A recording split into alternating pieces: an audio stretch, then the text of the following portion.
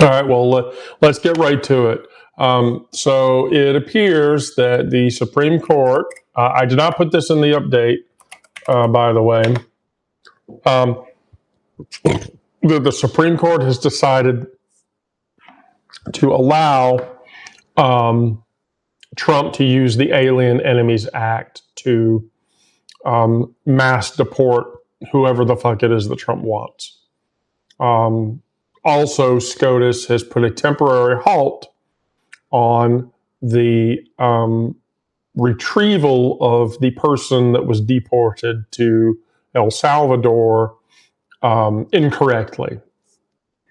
So the Supreme Court has fucked us yet again. Hi, Jinx. Should hang around, Jinx, because I might drag you into the live because you've never been on one of my lives before, and you're actually a really cool person, and I would love to just chat with you, but no promises, right? So,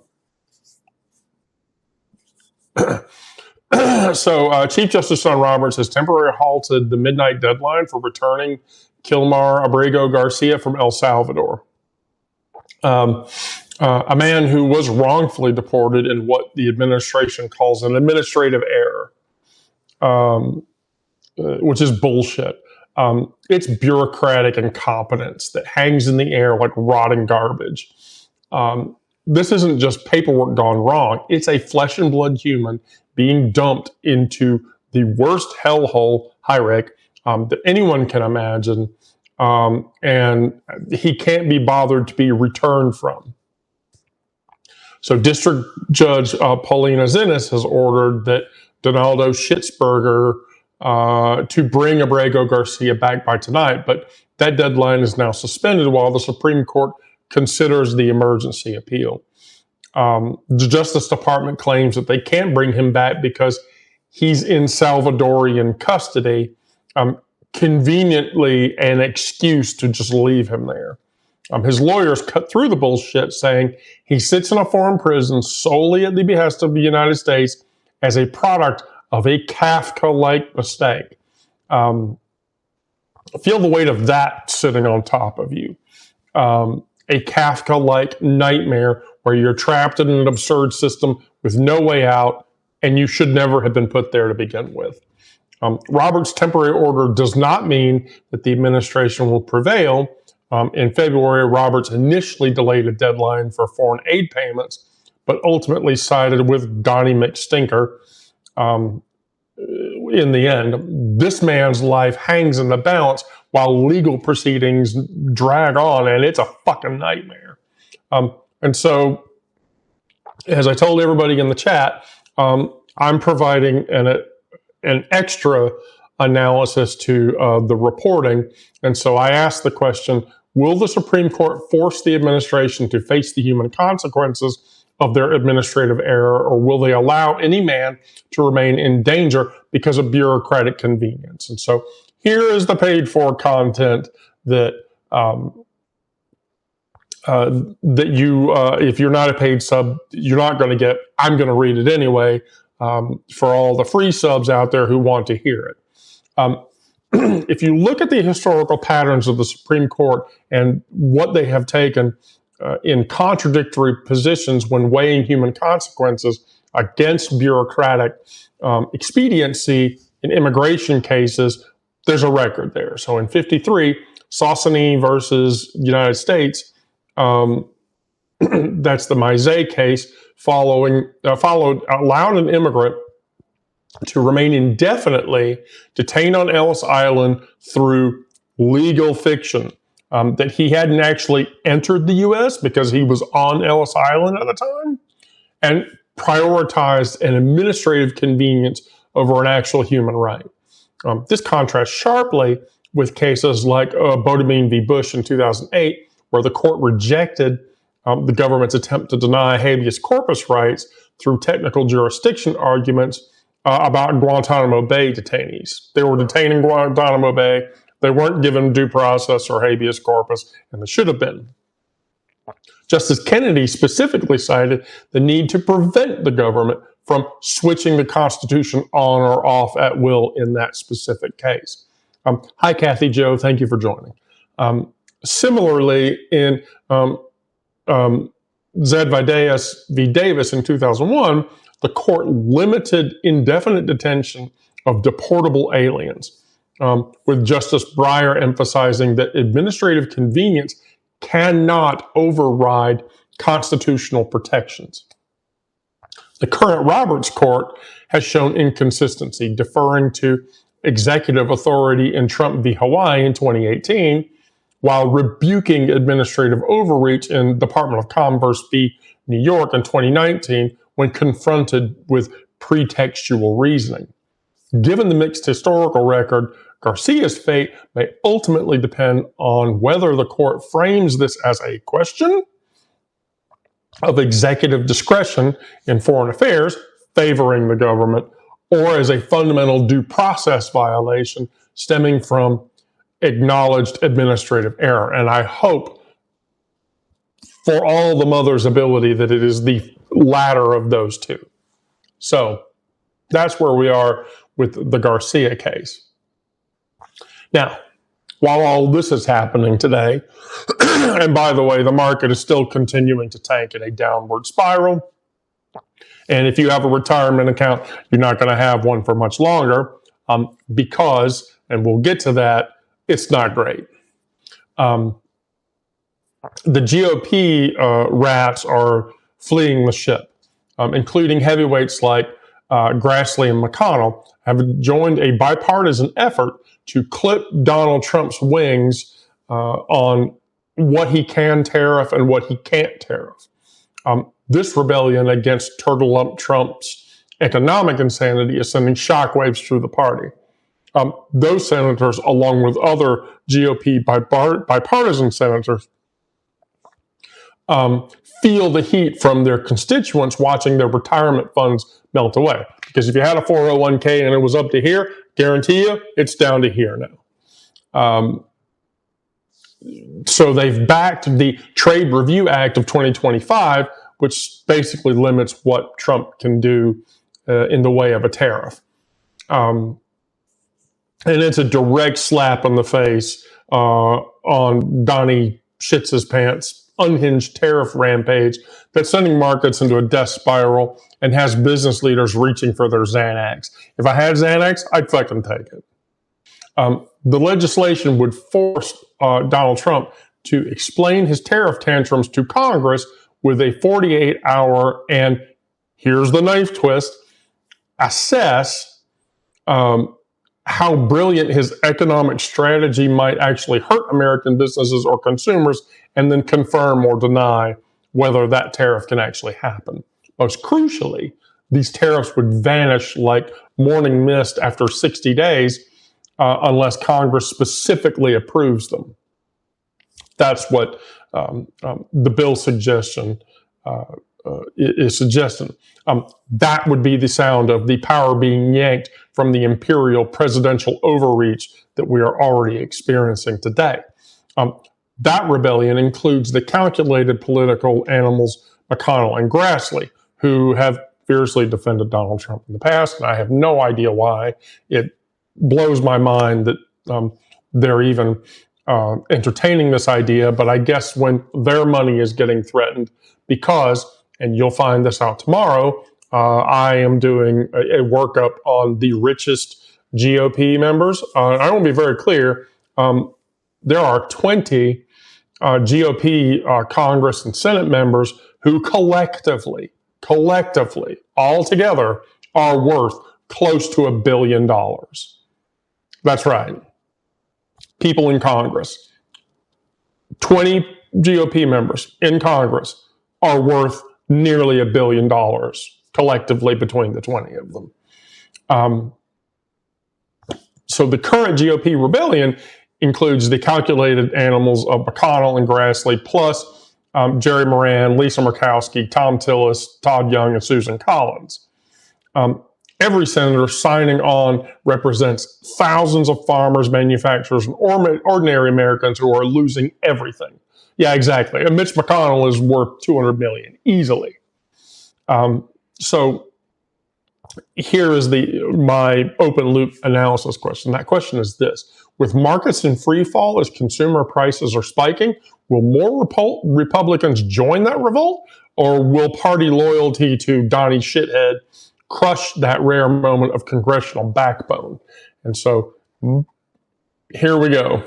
My analysis to that is history tells us that Republican courage evaporates when facing Republican wrath, specifically Donald Trump. During his first term, fleeting Republican resistance, like McCain's healthcare thumbs down or Romney's occasional rebukes, typically collapsed under partisan pressure. The 2018 to 2019 government shutdown saw initial Republican opposition melt away as party discipline reasserted itself, and the House and Senate majority whips spanked people on the ass and brought them in line. Now, with markets plummeting faster than during the 2008 financial crisis and inflation threatening to reach Carter-level eras as it goes up, and with that, unemployment numbers will continue to go up. Those 7 Republican senators backing the Trade Review Act represent the first cracks in the dam. And I think there's going to be more cracks in the dam. I think as more GOP, Congress, and Senate members get their money threatened and their stockpile going from this down to this is going to cause them to react, on top of the fact that they still have to face their constituencies. Wall Street's reaction has been unambiguous. JP Morgan Chase's warning of recession and the Standard & Poor 500 shredding over $2 trillion in value since the tariff announcements. As retirement accounts evaporate, consumer prices surge, more senators from manufacturing and agricultural states are going to have to respond. They are going to have to act, or they will go broke, or they will get voted out. The historical pattern suggests the most partisan allegiance, most will choose partisan allegiance until the economic pain becomes so bad and so depressed. And I'm not just talking about depression. I'm just talking about depressed. Then it becomes politically unbearable and they don't have a choice. By then, America's economic wounds may be too deep for a recovery. I would tell you in the 3 days since the tariffs, the 3 business days since the tariffs have gone off, I think the damage that they've done is not ever going to be, we're not going to recover from it. We literally are not going to recover from it. It is going to be such a disaster, scary thing that none of us are going to make it. And so, Rick, I'll let you have your 10 minutes at the halfway point. Actually, you know what, Rick? Here you go.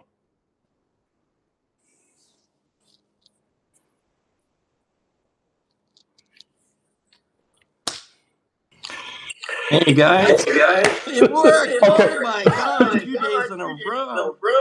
Okay, so Rick, you got 10 minutes. All right. Well, okay. So you hit some great points there. I think that I was really glad you covered in what I was able to read.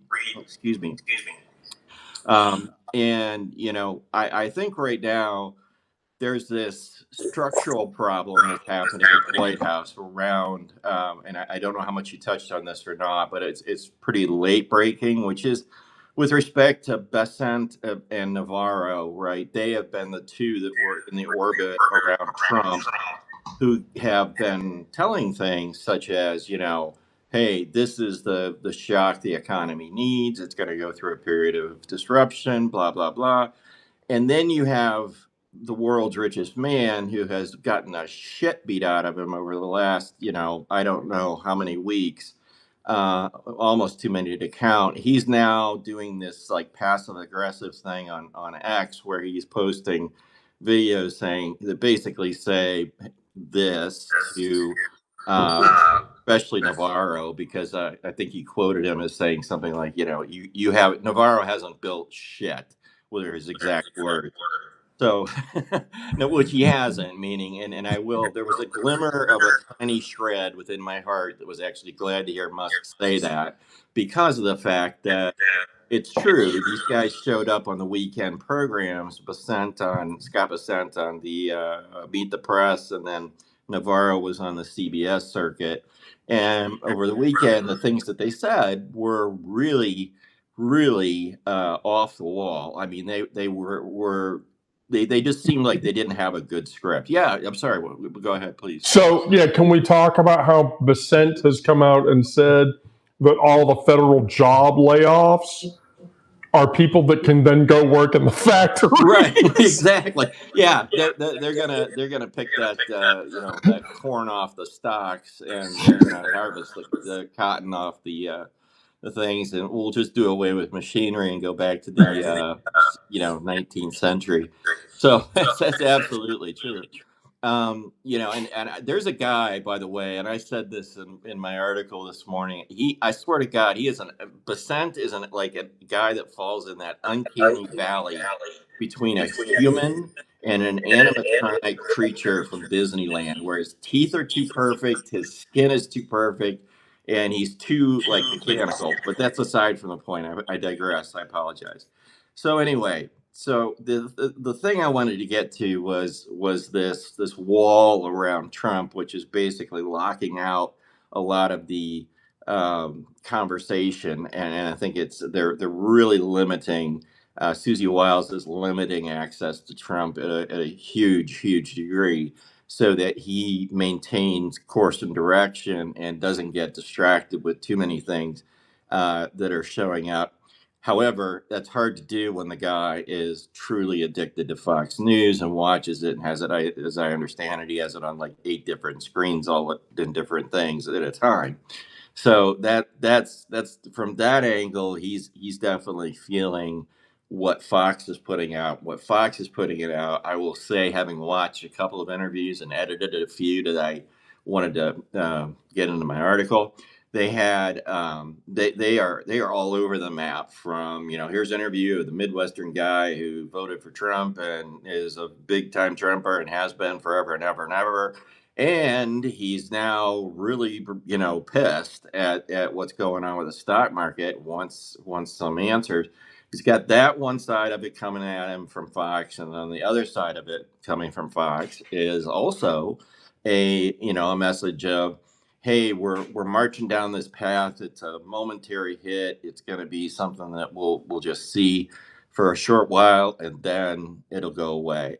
So we have these dual narratives competing. Trump has already been prepped to the nines, I guess you could call it, for a lot of blowback on this. But he is, if anything, he is definitely not a guy with a spine that we can expect to really hold course on much of anything that doesn't look like profit in the end game.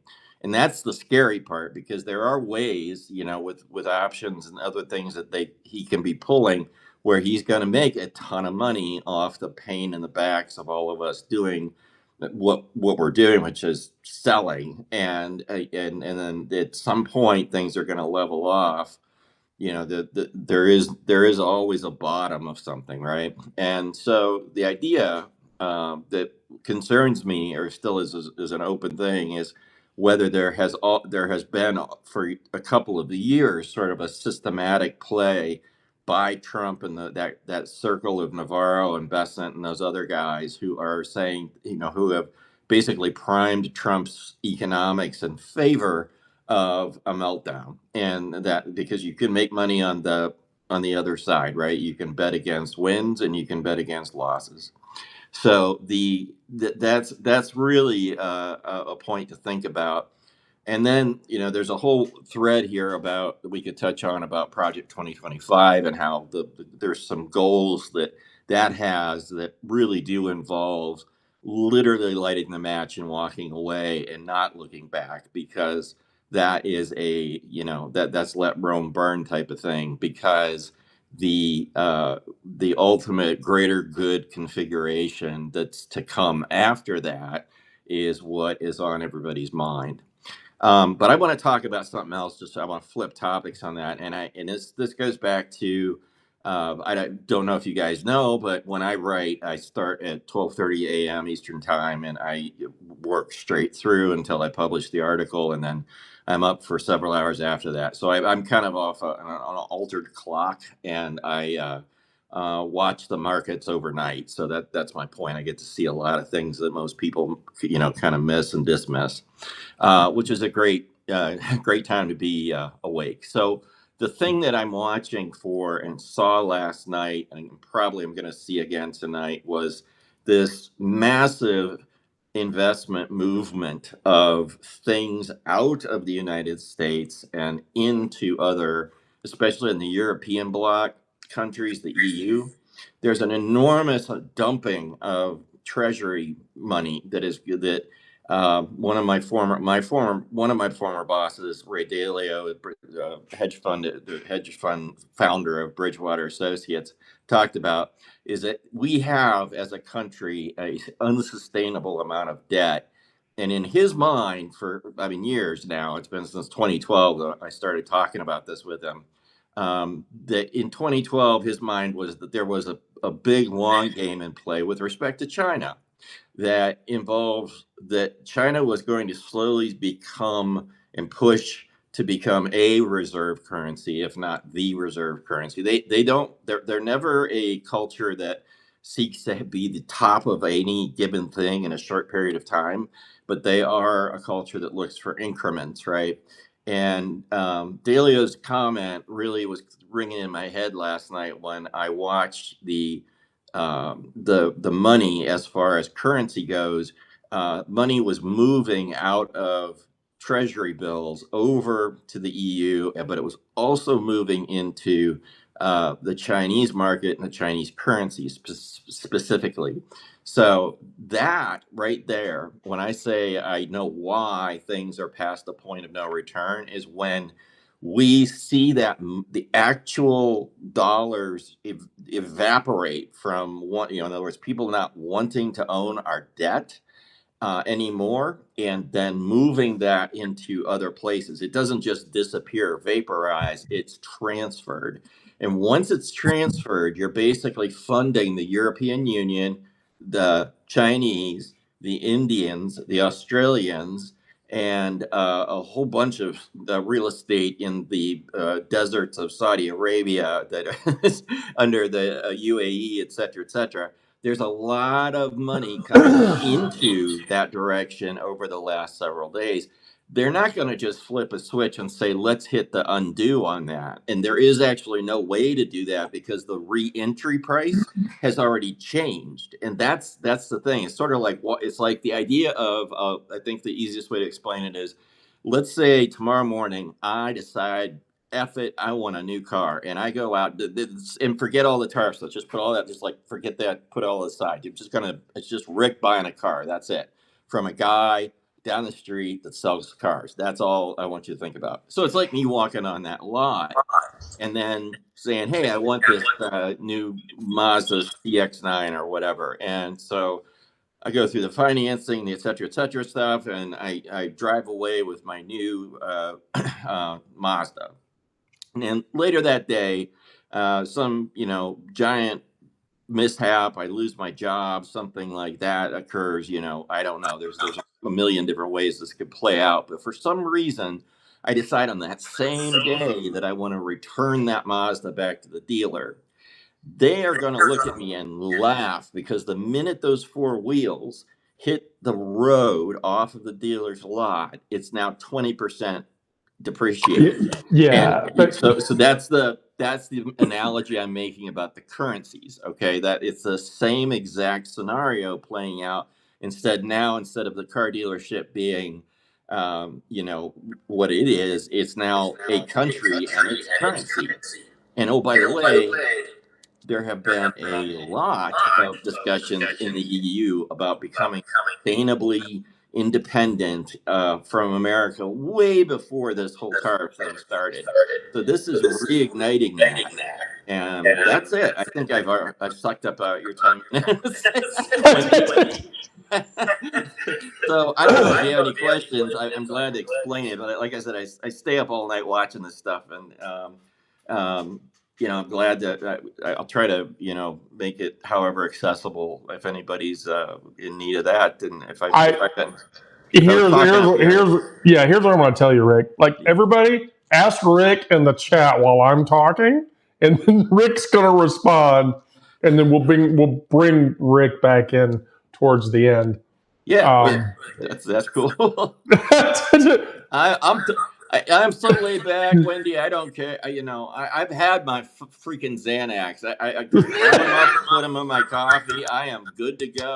Yeah, there you go. No worries. Rick, the gods love you. Rick, the gods love you. Oh my God. That's what's great about doing this live shit is we get to have Rick and we get to have other cool people. We get to have other cool people on. All right, so let's talk about the parade.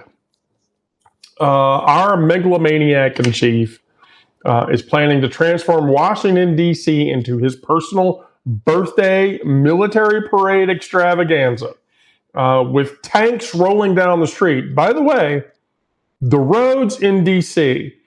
Are roads that are not rated to hold up an M1 Abrams tank with its treads on. But Trump wants it, so it's going to destroy all the roads in D.C. But here we go, and he's gonna he's gonna do it for the low price to celebrate his birthday of $120 million. Yeah, exactly, Rick. North Korea much? Holy fuck! Why? Why the fuck are we doing this? And so the 4-mile dick measuring contest, and make no mistake, it's a dick measuring contest. Only in Trump's case, he has this problem, but I mean, we all know that. Will stretch from the Pentagon to the White House, turning our nation's capital into a grotesque carnival. An Army official has confirmed this masturbatory display is already in the works, with route reconnaissance already happening. Translation, engineers are figuring out which streets can handle the weight of a fucking tank without destroying it and make it work. The Army spokesperson statement drips of forced enthusiasm. With route reconnaissance and all this other bullshit attached to it. The Army is very excited. And our intention is for Americans to be proud.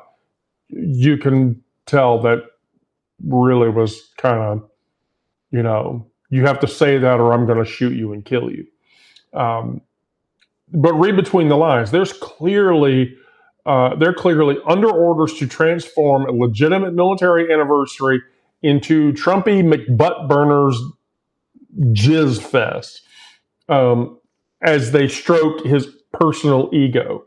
I only hope that when they have the parade, that, like I did in the evening update, citing it as America's Tiananmen Square, that somebody has the bravery to stand in front of a tank and hold their hand up and tell the tank to stop. Tracy, that's wrong. Tracy, that's completely wrong. You can't say that. That's bad. There are city officials that are already involved, and I have to wonder if they have any choice in the matter. So here's my premium analysis on the fucking parade. Military pageantry for Donnie's birthday eerily parallels authoritarian displays through history. From Tiananmen Square to Red Square, dictators have long used military parades to project power and strength. America now faces its own Tiananmen moment, where military might becomes a propaganda tool for the wounded ego. Trump's wounded, tiny wee ego. The financial costs are staggering. Trump's 2019 Salute for America parade cost taxpayers $13 million for a fraction of what's planned now. This is a 4-mile monstrosity, and it will easily exceed $50 to $100 million to make it all happen. Historically, weaponizing the military for personal glorification has been the harbinger of democratic decline. Has our democracy gone so low that we need to have a $100 million military parade to honor somebody who wants to be a king but doesn't deserve to be a king? Hell, he doesn't even deserve to be president. Can someone explain that to me? Because I really don't. I'm just not fucking sure. The military readiness cost is equally disturbing. These displays require weeks of preparation, diverting troops from actual training and defense duties. The 1939 Nazi parade celebrating Hitler's 50th birthday diverted crucial military resources while projecting a false image of invincibility. Beyond dollars and readiness lies the most insidious cost: the continued erosion of the bright line spreading our military from partisan politics, because that's what it is, fucking partisan goddamn politics. When the tanks roll for the president's birthday rather than national defense, we're no longer on democracy at that point. We are literally serving the ego of a leader who only gives a shit about himself. So no, I don't fucking get it. So now, let's talk about the European Union, because I'm actually pretty excited to talk about the European Union. We're going to get fucked. I mean, we're going to get fucked, but I love talking about the European Union. So the adults in the room are desperately trying to pull Donnie McFartson back from the economic cliff edge while he stomps his feet and screams about tariffs. European Commission President Ursula von der Leyen has offered a lifeline. She will offer Trump and the U.S. same for same tariff percentages that she would offer any other country. And by that, 0% for 0%. That's what she offers any other country. Now, as of two Republican senators, Mike Lee and Ron Johnson, are frantically waving red flags at Trump, begging him to let's just take the deal before this gets worse. There's much to gain. At some point, you have to take yes for an answer. Now, as of the time that I reported this, apparently the answer to that question has been no. And so now the EU has said, fine, we will levy a 50% tariff against the US. Von der Leyen's offer came with a warning that cuts through diplomatic niceties. Europe is readying countermeasures to go against Trump's reckless tariff percentages on American goods. The clang of economic weapons being clanged together are heard. And sure enough, as we now know, the European Union is going to tariff the shit out of the US. The hard analysis on this, the EU have announced plans to slap crushing counter tariff on U.S. exports, a direct response to Donnie and his pissy match bullshit. History screams warnings about trade wars. The 1930 Smoot-Hawley tariffs deepened the Great Depression probably much more than it should have, as retaliatory measures from trading partners decimated American exports and made the Great Depression last much longer than it should have. Which basically decimated American exports, crushed the GDP by 26%, and then set unemployment skyrocketing to 24.9% total. Now we're watching this economic suicide pact play out yet again. Markets are already hemorrhaging their value. The Dow is now down, I think, as of today, 14%. more than 4,000 points. It was at 42,000 when the Trumps were announced. We're down to 37,123. This is a fucking nightmare. Jamie Dimon's dire warning that these tariffs will likely increase inflation are causing many to consider a greater probability of recession isn't just liberal fear mongering, it's actually going to happen. The EU markets are now effectively closed to American goods. How many Rust Belt factories will shutter as a result of this? So, on top of the agricultural sector being totally blown the fuck out, the immigration and mass deportation issues have caused migrant workers to leave in masse and not show up for work on America's farms. Who's going to do that work now? Those farms are already running into huge deficits for processing the food that they create and distribute. On top of the fact that Trump and Musk are probably going to gut the shit out of the Farm Bureau, which means there won't be federal funding for those farms to recover from that nightmare. Yeah, ranches too, exactly, Rick.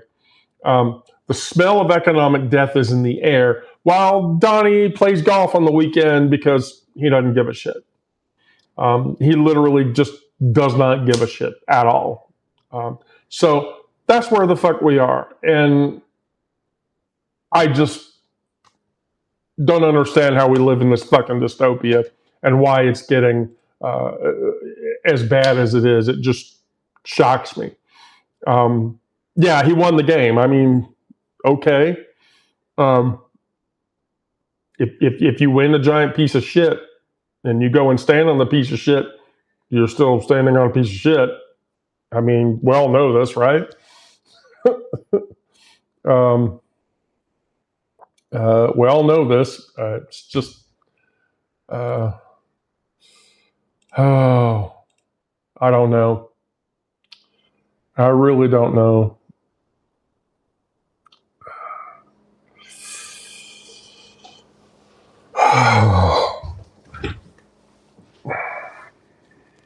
Hey, again. Yeah, all right, Rick, you get to have fun again. All right. I'm going to pick somebody else, though. Yeah. Cool. No, keep talking.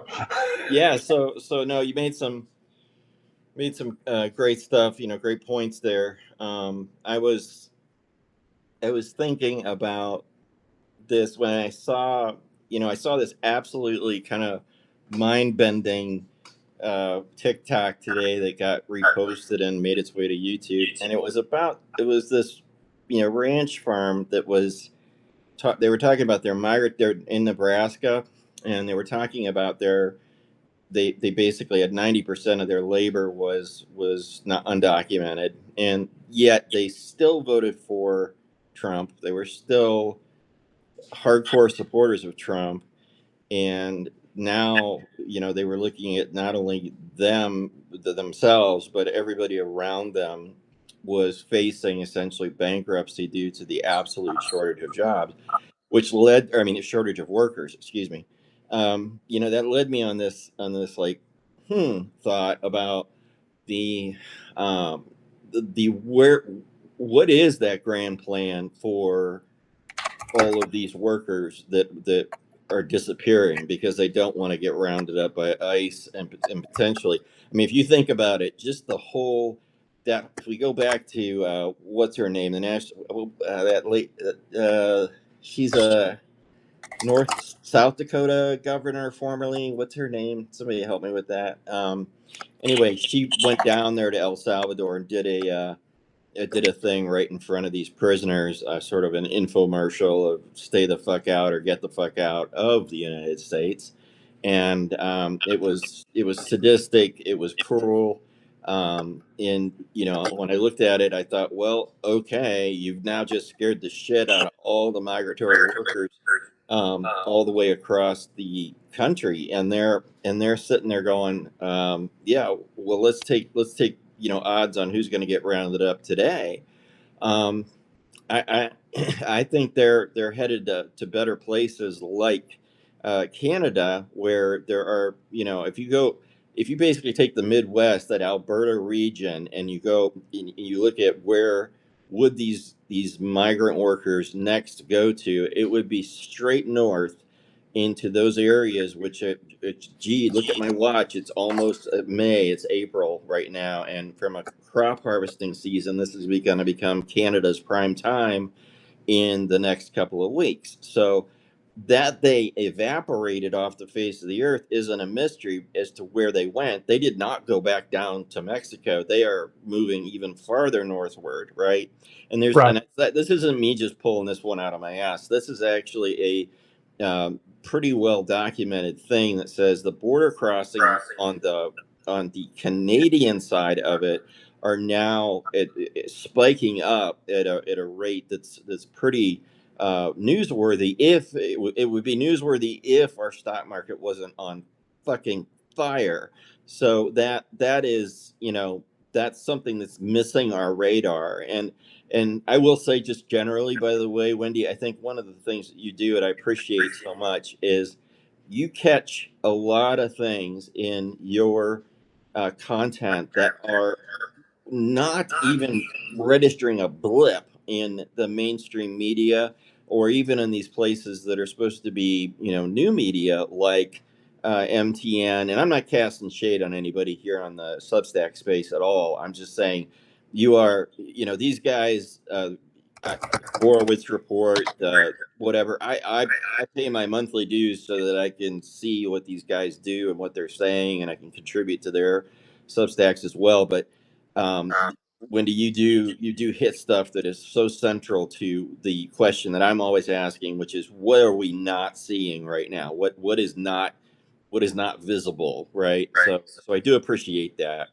I think of what you were talking about with respect to that whole military parade piece was just deplorability 101. And I wish to God somebody would grow a spine in the House or Senate or both and put that shit to stop, like bed. There's going to be a day and a time. It may not even be in our lifetimes. I don't know. But I will say there will be a day and a time when all of this is going to come to an end. And I mean, it may not be with the, eventual passing of Donald Trump to the, next orbit of life. It may be after that. I don't know. But I do know that there's going to be a point where America is going to look back on this particular nightmare and go, no effing way ever again. It's going to start this legislative thing because as you know, one of the structural problems, and I say this whenever I get the opportunity because I'm on the subject and I'll shut up, but one of the structural problems with the dictatorship is succession planning. If you haven't heard of it, and because you weren't in the corporate world, succession planning is something that's done as a regular practice for anybody that has a title, usually typically in a medium to smaller organization, a VP or above, and definitely in all banking and financial institutions where people have executive or there's one or two, three other levels above that. And they always are looking at who's going to replace the guy once he's done, because in corporations, that's the name of the game. You've always got to have a backup to be ready to go should somebody eject. And the problem is with what we've got right now is there is zero succession plan for Donald Trump. There is absolutely going to be chaos when that happens, because and it will happen. There's just, unless we invent a pill that lets somebody live forever. So that was my. Rick, the gods love you. It's just, and I want to show you, if you do you have anybody teed up to come on, Wendy? I was gonna bug Jinx, but Well, if you could hold on one quick second, I want to see if I've got something I'm looking for. Um, hold the thought just a second as I run through the house looking for. I want to show your viewers something I hope I can find. Yes, there it is. Okay, so let me put this down. So this book even though you're reading it backwards, it's the 9 nations of North America. And I want you to look at this map right here. Oh, I have a This copy of map, that. I have a copy of that yeah. book. Oh, yeah. Well, it took me, I had it, then I lost it, then I had to buy it again. And let me tell you, it's in not great shape. Anyway, this thing, if you haven't taken a look at how the U.S. is actually put together from a cultural perspective, this guy's take on the world is really, really freaking cool. I'm not here to be like Book of the Month Club, but his name's Joel Gorell, Yeah. and it is worth it if you can find it. It's not unfortunately available on Kindle. You have to buy the actual paper copy, at least as of now. But yeah, the reason I brought it up is because that is a real description of kind of even where we are, even though that book was written in 1982. In 2025, it is actually still pretty darn accurate. It divides up New England, the South, these other things, and You're right. it's a very cool way of looking at how kind of the stuff right under the hood, when you remove all political lines, just look at it from a cultural perspective, works. So I'm a big geek on that stuff. So for what it's worth. I think I had a bigger Rick. point. I had a bigger point I, somewhere, but it's gone. I don't think you're as big a geek as I am, but Okay. Well, yeah, probably true. Yeah, I So, don't know. I might be a little bit nerdier than you. I'm just gonna put that out there. hey, I'm cool. I'm in no.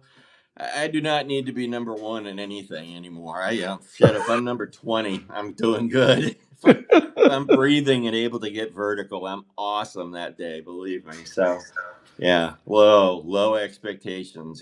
So that's the name of my. Fucking expectations. What the fuck are you talking about? Well, I got a bingo card. I got a bingo card over here. The motherfucker changes every day. Now, if you guys remember Saturday Night Live, they used to do a great skit. It was called Lowered Expectations. It was that skit. That's exactly where I'm coming from. It's like start out low and work your way down, and that's what I endeavor to be lower. And when I hit that point, I was a bad parent. I mean, I told my kids today about Eddie Murphy's Velvet Jones School of Technology, where he tells everybody, be somebody, be a hoe. That's great. And I'm old enough to remember the 80s era of SNL, and I miss that. Yeah, that was a time, man. You could end up being a real fan of that thing, and I enjoyed it. It's just like it feels so. It's like, where the hell did all this time go? And there's whatever. We're all victims of the clock. It's like that. I agree completely. I make no secret about the fact that I'm a video game player. Yeah. And so there's a crew of people that we play with pretty regularly. Yeah. And so that a couple of the guys we play with, they're playing the Marvel clone of Overwatch called Marvel Rivals. Okay. And so there's a character in Marvel Rivals called Jeff the Land Shark. And I'm old, so I'm like, why that's funny, right? And they said no, and I was like, hi, I'm the plumber. Open the door. No, you're the land shark. No, I have flowers. And then I told him, like, go Google SNL land shark or whatever. Yeah. Like 5 minutes later, okay, that wasn't that funny though. And I'm like, damn. Wow. I don't. That's what, yeah, with Candy Graham. Yeah. No, I'm the plumber.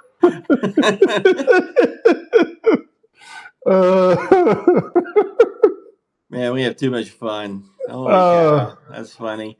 Well, hey, what do you think, Nick? So tell me your okay, look into your magic 8 ball and just say, if you had to look at the next 24 hours, what would you think? What would you think the things are that are going to be happening as far as the stock? Are we going to continue to spiral downward, or do you think that?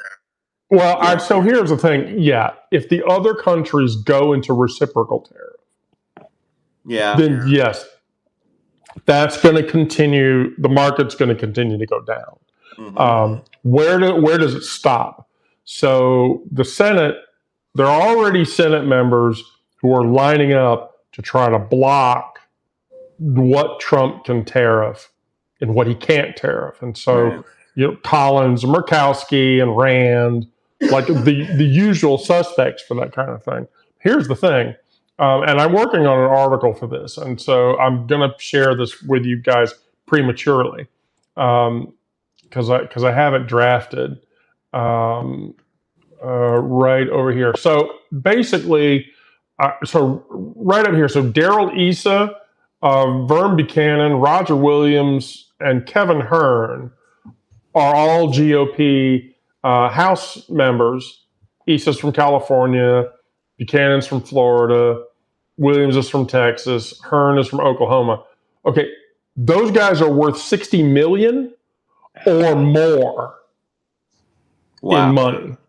So if the market continues to tank, they're going to get hit. And then, so from the Senate, it's Mitt Romney, Bill Hagerty, Rand Paul, Jim Risch, and Mike Braun, and they're all worth $20 million or more. So as their numbers start to go down, like that top 10, Rand Paul is already on that boat. Nancy Mace, she's worth like $35 million. Yeah. If she loses enough money, I think that, yes, more GOP members will get on the boat to say, okay, the tariff thing isn't working. It's time to back the fuck off. Here's the problem. Here's the problem with that. If they do that, I don't think it's going to fix it. Right. Oh, no. No. You're a day late and you're a fucking dollar short. We're past all that. I mean, this is wealth. There are some people that have lost. I mean, they've lost a level that it's going to regular people like me. Thank God. I mean, I told people months ago to pull their money out. I knew he was going to do this, and I did not. I don't have a great deal of money in my 401k. I knew better. Right. I've lost a third of it in 2 days. And this is through a hospital fund. Like, this is a pretty solid, supposedly, we have good investments. I've had worries about the hospital funds since he took office because I worked for a public hospital, and it is it's also a level 1 trauma center, but it's inner city and it's indigent care. So, I mean, literally, we're saving lives on tax dollars. You guys are dancing on the edge of a blade there. Wow. That's I can't take the credit for that, but my money is tied up in real estate right now, and that worries me more than anything, because there was a moment in which we were able to purchase this beautiful home that's in great shape. It's not in a super great area, but it is developing. It's gentrifying. I know everyone hates that word, but this is what's happening here. And the process is never going to make it up the hill. We're at the top of the hill, The bottom of the hill is the funky little cool ass young people neighborhood that everybody wants to go to. It's what Buckhead used to be.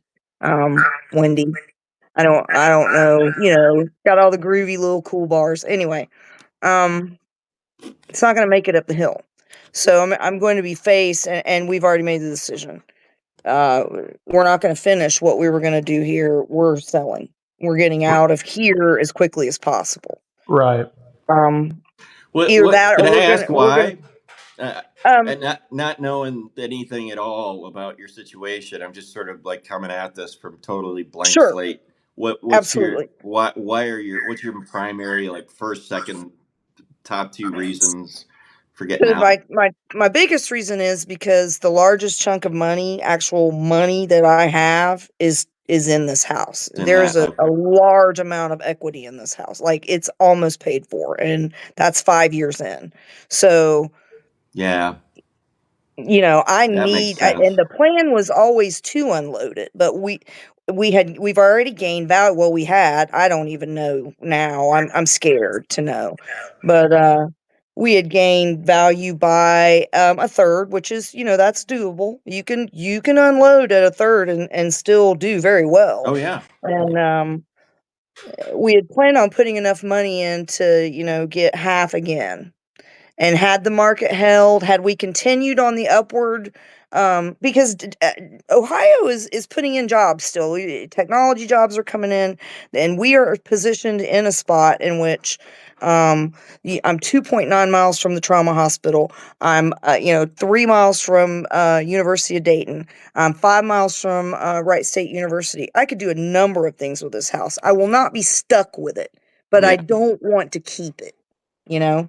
right, I right, just want the money. I want the money. I want to go find that cheap piece of land in Michigan and just drop out. It's time. yeah, yeah, I can't do the nursing gig anymore. I'm not going to work in public health under this kind of bullshit. yeah. And My body is I broken. I don't think that you're wrong. If I went back to it, it would be hospice, but hospice is getting ready to get cut too. The three things that I love: indigent care and hospital, long-term care and hospice, they're all three under attack. yeah, for sure. And it's not. See, the thing is, and I hate this argument when it came out of the Supreme Court, with respect to, uh, well, a couple of cases, but the basic thing, the gist of the logic is, we're going to shove this stuff back to the states, and then every state can go decide for themselves how they're going to do it. And the only answer to that particular thing is to watch your state taxes go up, right? Well, Of some kind, right? And not even that. They've already cut the funding in the yeah, Ohio budget for education. yeah, They've I cut know. it. They've cut it for our libraries. We're gonna lose our fucking libraries, man. The library saved my life when I was young. I don't know about Yeah. y'all, but I Wendy, I don't know if you're familiar with the downtown Atlanta library near the Grant Zoo, but I grew up in that fucking library, and it saved me. I was not a weirdo in that library. Mhm. No, libraries are a safe haven. I Libraries provide an array of services. God, I love the library. I mean, I love the fucking I library don't. Why would you fuck with that? because Yeah, and people gather, educate, because people like us hang out there, well, and and they there's don't another. want people like us. I would love to hear your take on this, which is there a deliberateness to the dumbing down? In other words, the next Oh, generation, the generation after. It's been going on for a while. I think since the, well, you can argue probably since Reagan, but I, Yeah, I, it has incrementally gone ding, ding, ding, ding, ding. Even though we're teaching to a testing standard, it doesn't matter because the critical reasoning skills aren't there. The natural curiosity gets somehow, evaporated out of these kids that absolutely. are in it, and okay. it's So troubling.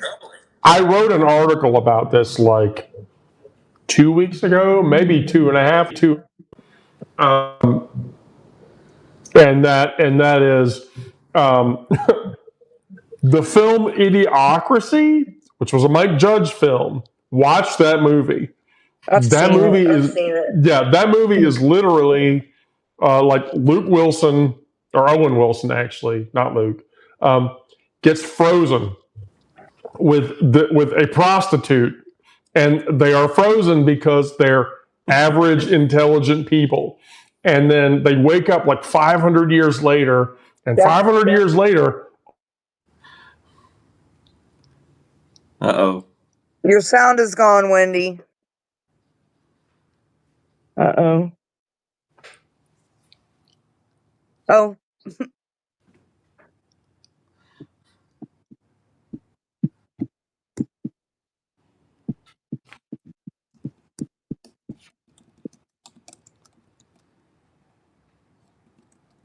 She's like, oh, what the fuck? Yeah, I think that is. Well, yeah. it's nice to meet you. Okay, there you go. Can I you hear me read your now? stuff. Yeah, you're good. You got flipped over to the backup Okay. Q1 there, buddy. Okay, yeah. So my microphone's misbehaving. Anyway, so Idiocracy. We're in the film Idiocracy. So American intelligence is slowly going downward, and yeah, that's what they want. Because if they make the American intelligence level stupid enough, they'll all just keep whoever they want in power. Smart Look, people are bad. we all know that a really smart dog is hard to train. You want a dumb dog. You want a dumb, loyal dog, damn it. You don't want one that's smarter than you, and I've had a plenty. Yeah. Well, yeah, and you know that exact thing. I had a mentor and a boss at the same time for a while, and probably one of the smartest dudes I've ever met. And he used to talk. He would take me out of meetings after the meeting and into his office, and he would say, do you know what the phrase "too smart for your own fucking good" is? And first I'm like, well, yeah, I hear it on face value. He says, well, you need to shut the fuck up because you're revealing things that, and it was, I was way farther back in my career than the guys my age now. But, I was a lot younger, a lot dumber, and I just run my mouth about shit. And I didn't know what I was doing. And so there was this sort of corporate, smush in my existence that happened that said, nope, shut the fuck up. And that now, ironically, I am doing the exact same thing with other mentees that have, connected with me to learn a little bit more about how the corporate dynamics work. And it's like, you have to be able to function in that system, and you have to be able to be quiet. And some people just find that intolerable, and therefore it's getting to be so bad. I'm seeing a lot. Actually, in this year, I've seen 2 mentees eject completely from corporate. They have MBAs. They had, from pretty, Brown University, some pretty prestigious places, and these were good. I call them kids, but they were adults. These guys, could have made a lot of money in that, and they're literally homesteading now, and they're like, F it, you know what, we don't have anything, but we don't need anything really, we're making it. We're not making a lot, but we're just making it, and that's good enough for a lot of people in the Hey, bigger I'm there, man. We've been on both ends. I can relate to that so much because I was in the last Trump administration. I did a lot of trucking journalism. I was my former life before I went back to nursing. I rode in a commercial vehicle with my husband for 7 years. I did 1,000,000 miles in a truck. I Wow. didn't know shit about trucking when I got in that truck, and I learned. And I also learned that if you don't open your fucking mouth, you're just going to get run all over. I can also tell you that it is the most aggravating, it's the most aggravating group to advocate for because they are absolutely 100% the most powerful working class people in America. When the trucks stop, nothing fucking happens. That's Nothing right. happens. And you cannot get them to cohese. But anyway, I ended up writing for the trucking industry. I went from being a nurse to doing the whole thing. And I had to go back to just telling stories, to just doing the Wendy thing because I cannot shut up. I will not leave it alone. There was a point in time before Trump. Yeah. There was a point in time before I don't think Trump she means that. when my editor would tell me, I need the gator. get on it. And they called me the fucking gator because I would latch onto a motherfucker and I would drag them all the way to the bottom and roll until I got everything I could possibly get out of them, and then pull them right back up to the top and show everybody, you know? Yeah. And Cool. that was beneficial. But then Trump came and I became a bitch with a bully pulpit. Too smart for my own good, I heard more than once. Queer loving, tree hugging bitch was the last Oh, thing I was called. And that was by okay. Jerry Moyes, the owner of Swift Transportation. Holy shit. That's the Wow. proudest moment of my fucking life right there, kids. But anyway, I can't do that shit because I am not built for that. I'm just not. I fight my own fights like I fight them. I'm an editor's nightmare, which is why I can never find one. Um, but I do get a point across in my own way, and Yeah. it is the only way that I have right now. I Yep. appreciate this. I appreciate you people so much just for giving me the 5 minutes to listen. It's wonderful. Thank you, Wendy. Yeah. Thank you. You're welcome. I'm about to make Rick laugh. Oh, up. Here we go. So there you go, Rick. I just sent you a DM. I'm about to make you laugh. Uh-oh. I'm not sure I know how to do it on the iPad. He Well, sounds like you. I'm not at my main computer, so I'm not really sure. I would have to leave the chat, I think. Sorry, man. I don't know. Hey, Wendy, I Rick, think where are you? What part of the country are you in? I'm in right now. I'm in Southwest Cleveland, so it's a Oh, little right on. town. You're Ohio too, Ro. Yeah. I mean, well, you were describing Dayton. I went, Dayton, and I could place where you were going, and it's all DeWine's business. There's a meridian right through there, and you're getting Yeah, all that business that I moves know. exactly along that axis. Anyway, I don't want to talk and lose people, but the point is, you know what I'm talking about. But anyway, Right on. yeah, so it's that's it. But yeah, and I've worked. To be honest, the way life journey took me was from originally here over to Connecticut to work in the hedge fund world there, and then down to Charlotte, and then Charlotte for a long time, and then up to Seattle. And so I worked there for a long time, and got baked into that culture, loved it, but got priced out of that market because I Right on. wasn't pulling in the high five figures you need in order to exist there and actually Yeah, enjoy what is there, right? And then right. about that time is when my dad hit that magical age when he needed a greater level of care, and my brothers weren't. I'm sure they're not on this particular Substack, but anyway, they were not they were not pulling weight the way it should have happened, and so my wife and I relocated back here. And in fact, just today, I just did a round trip to his house. It works because of my original work situation that's no longer applicable.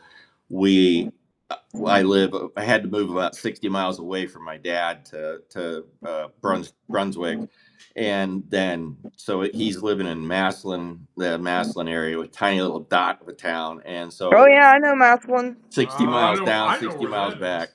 So it's I just did that round trip today, and it's sad to watch him age at this point, and but I'm feeling good, like at least I'm doing my piece Right to on, man. keep Go him for up. yeah. You are. People don't understand how important. As someone from long-term care, I can tell you that is the best thing you can do. If you can do it, do it. That's one of the Yep. reasons we've remained here. George's parents are both not well, and it's not going to be long. So there will be 3 homes that we have to deal with here. Oh yeah. And that's one of the See, reasons we just need to shed some of these I homes. see. Yeah. I'm the same way. My Yeah. parents live in the East Bay, Oh, okay. and so yeah, I'm like 2 years away from. Okay, I'm gonna have to live in UC Berkeley now Right. to take care of them, and so it's like, well, shit. I mean, what do you do, right? You go to California instead of staying in Georgia because the resources there are so much better for elderly people. Well, all but the fucking governor, Jesus Christ. Oops. Oh my Newsom God. hates trans people. I fell over. Do what? I'm sorry. I said, Gavin Newsom hates trans people. I was shocked by that. What happened there? I thought he was awesome. Yeah, I People thought are he just was too. shocking And the piss out of me every day. I don't know. No, he agreed with Charlie Kirk. And I literally saw was like, that. are you fucking kidding me? Wow. The dystopia gets worse. So that the older generation that we're talking about, our parents, that is interesting in that at the demonstration that I was at, those were the people I saw. I saw my mom. I saw Really? Wow. I saw older, retired people, veterans, scientists, teachers. I talked to a guy. That guy, you couldn't see anything in that video. I was really sad about that, but it's been a long time since I've done the on-scene bullshit. I'll have to get better at it.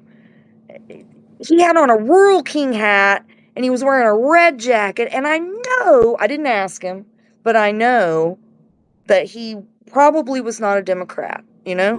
And he had no problem telling me exactly why he was there. I worked for my Social Security my whole life. It is mine. Right. We are treating our veterans like shit, and I don't want to see it. And I want to see Social the Security is unions. a Ponzi scheme. What the fuck's wrong with it? Wendy. what the fuck is wrong with you? Social Security it's a Ponzi scheme. That is just... You just let the fuse going right into my brain. Wow. I know, right? Wow. All right. Well, yeah. And my dad, honest to God, he's got, I want to shut his access to a computer and any source of media off if it wasn't inhumane action, because he comes up to me today with this, oh my God, sky falling, like literally stressed the fuck out so bad that it was contagious stress. Like it just transferred from him to me because of the stuff Trump's doing with Social Security. And Oh, it's I like, know. it isn't just him. I've got my oldest brother, 10 years my senior, same things, freaked out, and he's calling me going, hey, what does this mean? And I'm like, well, here's what it means. When Trump says he isn't going to touch it, he's got a math problem that adds up to about $4.2 trillion, and he's got to solve it. And he's doing it right fucking now, by the way, to y'all who are wondering why. That's where this tax money is going to come from, is from you and me, who are going to be paying them fucking tariffs for that $4.2 million math problem. If you don't know what I'm talking about, I'd be glad to explain it sometime. Not right now. I'm a little burned out from the day, but if we could do it. Shit, aren't we all? No. I've got one on deck for that, Rick. I've been Great. I hadn't I normally when I write the shit, I go an hour. I'm voice to texting the shit on my phone in the middle of the night because I can't sleep or whatever. I did that one night about this issue, and then I went back and read it, and I went, okay, I can't fucking publish this. No, I can't fucking publish this. I need to rework it. So I spent 2 or 3 days reworking it. So I have it scheduled to go off next week, Monday or Tuesday or whatever. But yeah. If you could hit it, that'd be helpful. I mean. Yeah. I'll go back and look at that and see if I can run that out Tuesday or Wednesday. But yeah, I will tell you, I feel really bad that I had to do this. One of my friends asked me, so I'm going to do a social piece about it, what an incel is. Oh, wow. Okay. And does anybody know? I mean, do you know what an incel is? Yeah, I know what it is. I know. Wendy, I know where it came from too. Yeah. I mean, it's involuntary celibate. Yes, involuntary celibate. Well, that was my understanding, but I was going to wait because sometimes, I hear things and I just don't really. Yeah, if you don't look it up, or confirm it. These are the guys who won't do whatever it is that they need to do to make themselves attractive. and they'll never get a girl. And these are the guys who go to Asian massage parlors to get happy endings because that's the only way they can get a woman to touch them. Oh my. Okay. But they are the most self-entitled motherfuckers on the face of the fucking planet. And very alpha, I'm sure. Yeah. Oh yeah. So alpha. Yeah. So alpha, but they have the tiny problem. And so go ahead. Sorry. So I just went down that rabbit hole today, after I was done applying because I was still actively looking for work or whatever. But then I went down that rabbit hole for an hour. I was like, holy fucking shit. Wait, did you know? I did not know this. There is actually a community of people called Men Going Their Own Way. I did not know this. Men Going Their Own Way are literally, it is a cadre of social grouping of men who don't believe in marriage, objectify women, they'll never get married. And the whole reason they'll never get married is because it's a waste of time. If the woman divorces you, you lose all your money. I'm just going to focus on me and have sex and fuck whoever the fuck I want and not give a shit. Wow. I bet women are just lining up for them, man. Yeah, right. Exactly. They are swiping right every day, aren't they? My goodness. Yeah. I keep swiping right. Take. Oh, now I got it. Okay. We joke. We joke, but they live. No, but it's a thing. So. I think the thing you need to hit on there really, and I'm actually flipping to serious mode here, which is on that incel thing. That was born and bred out of the time when the dominant number of people online were mostly young, single, white guys who had been buried inside of their parents' basement cave, living usually off of them. And that whole thing, I mean, what woman wouldn't sign up for, gosh, we got to go back to my parents' places. We're going to go downstairs. Wow, I'm sure she's just brimming with confidence that there's going to be a stable financial future involved in that whole situation.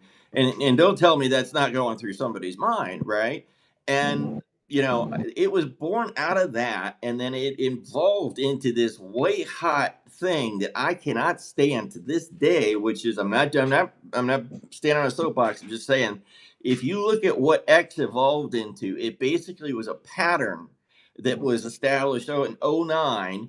It grew, and then when Musk himself bought it out, he's arguably, once he attained a certain amount of wealth, he could just buy sex, but he's basically like the numero uno incel, and he is bred within that community this white hot hatred that is just endemic to everything that they do. And it is so, I feel like I want to take a shower every time I open that app and read the shit that is on there, but I have to do it. I have to do it because I have to, be fair about these posts where people say, "Oh, I will put it on X," and whatever. And I try to get away from it, but for some reason, at the top of the algorithm, I always get Elon Musk's posts he does that on purpose. Of course, yeah. I'm being falsely or being facetious, but that you get the idea. It is an inbreeding group of people that it's like this incestuous think tank of non-thought. If that makes any sense, of people who are angry. Yeah. And just talking about social change. Let's just talk about social change for a second, okay? So I'm going to use this example because I was completely horrified by this. But there is a 90s musical popularity person.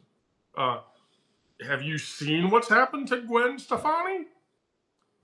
I haven't. I have not yet. That girl, like in the 90s, no doubt. Oh, yeah. She had her own solo career, pink hair, piercings, the whole bit. Very progressive.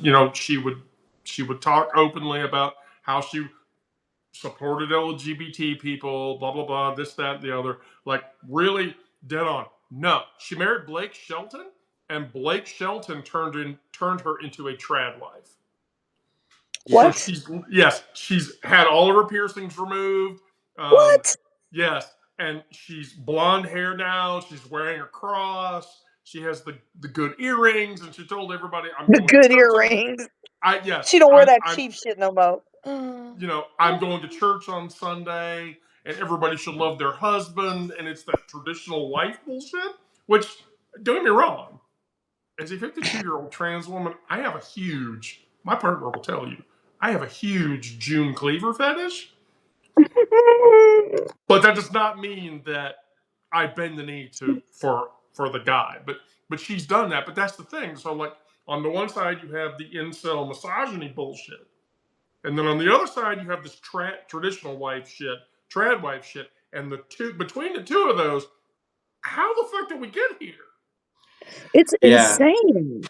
Yeah, and I think the outside commentary too is people have internalized this form of I'm trying to think of the words for it, but it's where you can hide behind your keyboard, whatever that's called. There's a word in my 57-year-old brain. It's not coming to me right now, but it's the idea of I can post a comment on social media and it can be mean and vile and angry, and I can beat the shit out of you with it, and then stand behind my keyboard and never have to worry about you showing up at my house and beating the crap out of me. And that indirection, I think that was the word that was trying to come out, that indirection has allowed an entire generation now of people to basically branch into alternate, into collections of similar types, which means, because you know how this shit got squished out when,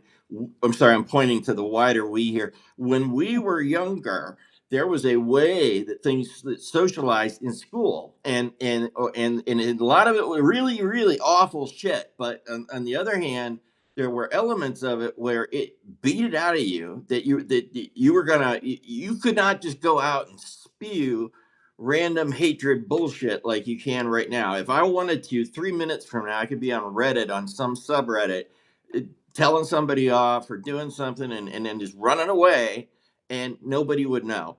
And now, so and this collecting together of the trad wives, the incels, the all that, it just, the advent of this social media thing allowed a lot of that to happen. And unfortunately, the thing that that got me here to Substack in the first place was the idea that people actually could form a full thought, because I'm stunned at the horrible ways people write things and murder the English language every Oh my God. day on X or Twitter or Zitter or whatever the fuck you want to call it. But I'm Zitter. amazed at how, like, there's no realization of how to write your basic sentences. You're short, sweet, fine, but no knowledge of that. So having said that, it's like that's why I'm here. I like to write. I like people, if they want to.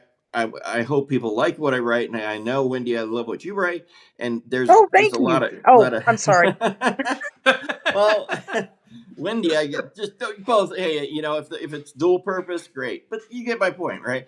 It's like a whole thought gets contained in what you're talking about. We seem to have lost that up here over the last, and it's like a 2-generational thing since when it was last seen. And it's like now there's so much that you can live in this compartmentalized world of media, social media, and not have to touch other people and just be around people like you, and that can be very unhealthy. Yeah, sure. Sorry. So here's the thing about that. So one of our kids, Chief Huggy, that's our oldest, is working on an article for that about what is typically referred to as brain rot. Yeah. And so the brain rot phenomenon against the anonymity phenomenon is what's caused this. So I have a draft in our drafts folder for it, because for you to understand that, it's going to require you to understand, at least from the internet's perspective, a very specific phenomenon. And that phenomenon is, I am sad that I have to admit this, 4chan. You're going to have to understand 4chan. If you don't know what it is, don't Google it. Just wait for my article to come out and read that. Don't go looking for 4chan. Don't go looking for 4chan. Yes, but literally, 4chan was an image board way back in the early 2000s, so dawn of the internet, where there was no moderation whatsoever. And so literally, people would post on 4chan the most heinous, disgusting, shocking, whatever bullshit that anyone could find, and other people could read it. And that birthed the rise of internet anonymity. I can say whatever the fuck I want. Yes, I can say whatever the fuck I want. I don't give a shit. I can register an account that's Jesus ate my asshole, and nobody cares. I think I knew Jesus ate my asshole. Actually, Jesus ate I knew that person, because that was the thing that people cared about in that time. It wasn't about providing like being a content creator, making valid content. Right. It was about I want to shock as many people. Yeah, I want to shock as many people as I can and get popular. And the sad part about it is LOL cats, the grumpy cat, so much. Like all of that. I can't has cheeseburger, like all that shit. Rick rolling. 4chan. Yeah. How many times has anyone on this channel been rickrolled? I've been rickrolled 1,000 times. I'm sure. But like that brain, like degenerate. Yes, degenerate. That describes it well. Brain degenerate shit. That's where that all started. Wow. And so it was. So when I do not go look. Seriously, when we say don't go look for it, don't go look for it. Okay. I mean, that would be like me telling you to Google blue waffle. Don't do that. Don't do that either. No, don't Google blue waffle. Okay. And that's exactly why people did it, because other people would be like, "Oh my God, you don't want to do this." No, don't want to do that. Oh, the human brain says, "Only doing that." The human brain says, "No, I have to fucking do it now." Okay, I mean, it's like when you read on the medication bottle, alcohol may increase effects. I'm like, awesome. Yeah, I'll tell you what. There was a point in my life where that was my motto and my creed. So yeah, I got it. I am thankfully not there anymore, but no. So yeah, I mean it's interesting because it goes back to the it was Lewis. I think Lewis Black did this comedy special. It was really fucking hilarious. He said, you Christians need to stop talking about the fucking Old Testament because that's not your book. You remember that's my favorite bit. Okay, yeah, and he's like, it's not your fucking book. It's not your fucking book. Yeah, it's not your fucking book. Right? And anyway, he makes the point. The idea is that these are tales that that they had to come up with. I mean, the whole thing from start to finish was a bunch of tales they had to come up with because their fucking people were in the fucking desert for so long. There was a point where two tribe elders were standing there and this guy walks up and he's like, this is Susie, my camel. I think we're in love. And I was like, no, you can't do that shit. No. It's man and a woman or whatever, and then they wrote it down and bang, here are the slabs. But Moses parted the fucking Red Sea. That's not how it happened. No. He went up there. My point is, the reason I went there, the whole reason I went up that tree was because I wanted to fetch this thing off the very beginning of it, which was the whole forbidden fruit, the whole concept of that mythology of the Garden of Eden, right? It is do something, tell me just one thing I can't do, and I'll bet your ass I'm going to go do it. And that's exactly what, chapters 1 through whatever of Genesis are. And it's like, we're still fucking playing around with it now. And I don't want to tread on Lewis Black's, on anybody's books at all. But I'm just saying, there's an awful good story in there about shit that's just replaying out over and over. If you take it for the mythology that I think it was always intended to be, then that makes sense. It's like, don't tell me what I can't do, because that's the first thing I'm gonna beeline to that thing. And that's the story of my life, and all my bad fucking decisions all add up to that one thing. So Yes, I can say that's probably true. That and being told I can't. yeah. You can't do that, or that is a surefire way to make me do it. Oh, So. my family knows not to Mhm. ever. Don't say I can't do something. And bang. There's a funny story about that. I was in the pub years ago, and there was a guy who would come in who was a General Foods worker, and I was 21, 22. This was before I got married, and my friend Renee and I and my friend Michael were all drinking, and the General Foods guy comes in, and he's talking about what was he talking about? Oh, Fiber One bars. Now those fuckers have like 9 grams of fiber per bar, right? Yeah. And so he like was going on about how, oh yeah, like this is one of those things you'd only want to eat 1 or 2 of them or whatever. And I said really? I mean, I don't know. I was 21. I was stupid. I could probably knock down a couple of boxes. And he was like, no, you don't want to do that. And I was Oh my God, Wendy. So wait, Ow. let me get to the funny part. So he was like, I have like 5 test boxes out in the car. And I was like, okay, sure. And so he went out to his car and he brought 2 boxes back. And sure enough, I wolfed them all down. Oh my God. I wolfed them all down. And so then I woke up the next morning, and of course, I had a little bit of a tummy ache going on there. And I called my doctor up. My doc, I told my doctor was like, what did you do now? And I was like, so I was at the pub last night, and he was like, why do your stories always start with this shit? Yeah.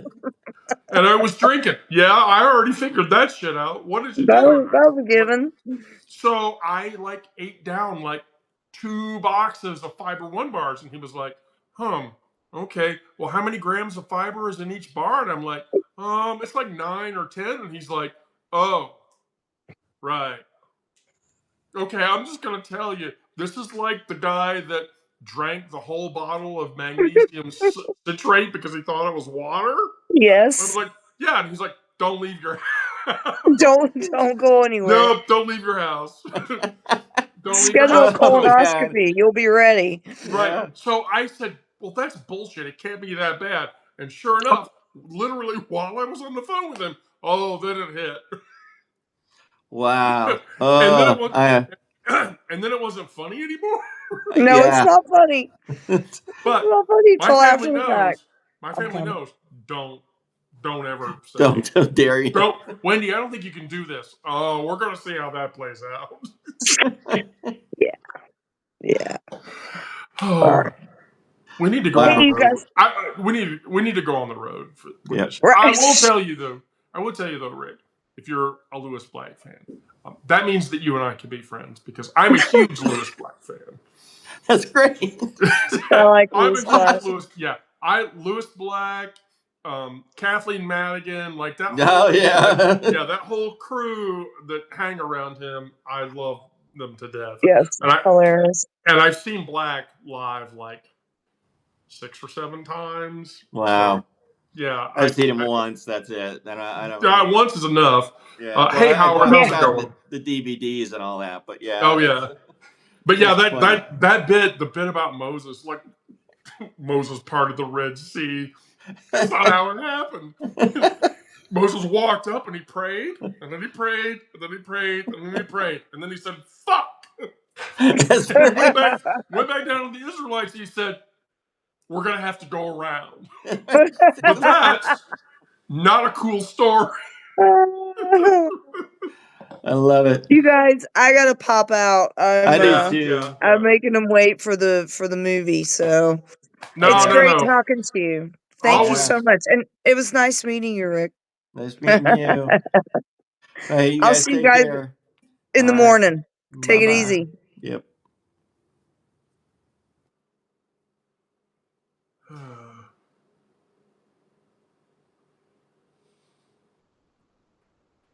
Okay, well, can't make everybody happy. I'm sorry, CM Gruen. You missed the body of the chat from earlier. So I'm going to tell everybody,